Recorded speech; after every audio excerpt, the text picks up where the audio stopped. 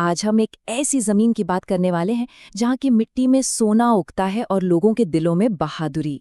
जी हाँ, आज बात होगी पंजाब की, जो अपनी उपजाऊ मिट्टी, जिंदा दिल संस्कृति और शानदार इतिहास के लिए जाना जाता है।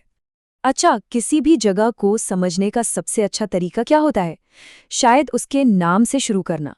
तो पंजाब का मतलब क्या है? असल में इसके नाम में ही इसकी पूरी कहानी, इसकी आत्मा छिपी हुई है। देखिए, ये नाम सिर्फ नाम नहीं है, ये पंजाब की पहचान है, इसका भूगोल है। एक ऐसा विशाल उपजाऊ मैदान जिसे इसकी दमदार नदियों ने सदियों से सींचा है और आकार दिया है। तो सवाल उठता है, 5 नदियां कौन सी हैं? देखिए, ऐतिहासिक रूप से तो 5 थीं, लेकिन आज अगर हम भारतीय पंजाब की बात करें तो यहाँ से 3 मुख्य नदियां बहती हैं, सतलुज, ब्यास और रावी। और यही वो नदियां हैं जो इस धरती को वो हरियाली और उपजाऊपन देती हैं जिसके लिए पंजाब दुनिया भर में मशहूर है। और जब जमीन इतनी उपजाऊ हो तो नतीजा क्या होता है?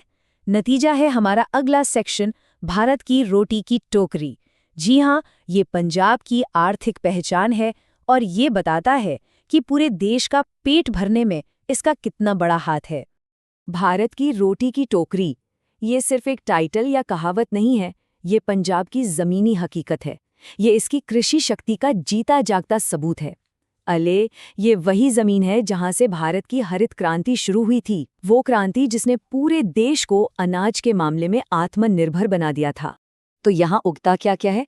देखिए, गेहूं, चावल, कपास, गन्ना, मक्का, ये वो जरूरी फसलें हैं जो पंजाब की जमीन से निकलकर पूरे देश के घरों तक पहुंचती हैं और हमारी थाली का हिस्सा बनती हैं। लेकिन रुकिए, पंजाब की कहानी सिर्फ खेतों और फसलों की नहीं है। इस खेतीबाड़ी की वजह से यहाँ एक मजबूत इंडस्ट्री भी खड़ी हुई है।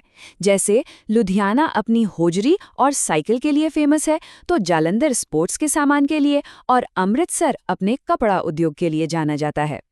तो हमने जमीन की बात की, अर्थव्यवस्था की बात की, अब आते हैं उस चीज पर जो पंजाब की असली आत्मा है, यहाँ की संस्कृति।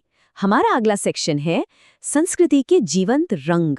और भाई, जब हम पंजाब की संस्कृति की बात करते हैं तो जहन में क्या आता है? ऊर्जा, रंग और जबरदस्त जिंदादिली। इस जिंदादिली को महसूस करना होना तो बस यहाँ के लोक नृत्य देख लीजिए। भांगड़ा, जिसका नाम सुनते ही पैर थिरकने लगते हैं, ये पुरुषों का डांस है जो फसल की खुशी में किया जाता है। और फिर है गिद्दा, महिलाओं का एक खूबसूरत और चंचल डांस। दोनों ही पंजाब की ऊर्जा को दिखाते हैं। और ये जश्न सिर्फ डांस तक ही सीमित नहीं है, यहाँ का तो पूरा कैलेंडर ही त्योहारों से भरा रहता है।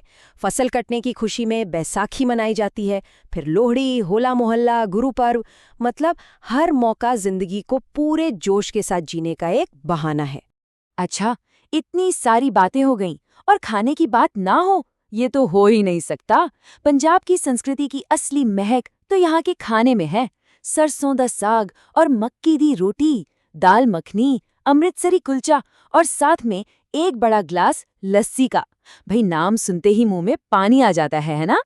चलिए, तो जश्न, डांस और खाने पीने से थोड़ा आगे बढ़ते हैं। अब हम पंजाब के दिल में उतरेंगे, उसकी जड़ों को समझेंगे। हमारा अगला सेक्शन है इतिहास और आस्था का संगम। और जब हम आस्था की बात करते हैं तो सबसे पहले जिक्र आता है अमृतसर के स्वर्ण मंदिर का। ये सिख धर्म का सबसे पवित्र स्थल है, एक ऐसी जगह जहां पहुंचकर एक अलग ही तरह की शांति और भक्ति महसूस होती है। तो एक तरफ है स्वर्ण मंदिर की शांति और दूसरी तरफ है वाघा बॉर्डर का जोश। ये एक बिल्कुल अलग अनुभव है। यहाँ हर शाम बीटिंग रिट्रीट सेरेमनी होती है, जो राष्ट्रीय गौरव का एक जबरदस्त और ऊर्जा से भरा प्रदर्शन है। और इसी शहर में एक ऐसी जगह भी है जो हमें इतिहास के एक बहुत ही दर्दनाक पन्ने की याद दिलाती है, जलियांवाला बाग। ये भारत के स्वतंत्रता संग्राम में दिए गए बलिदानों का प्रतीक है, एक ऐसा स्मारक जो हमें हमारी आज़ादी की कीमत याद दिलाता है। तो ये जमीन, ये संस्कृति, ये इतिहास, ये सब मिलकर पंजाब की एक खासियत को बनाते हैं। और वो क्या है?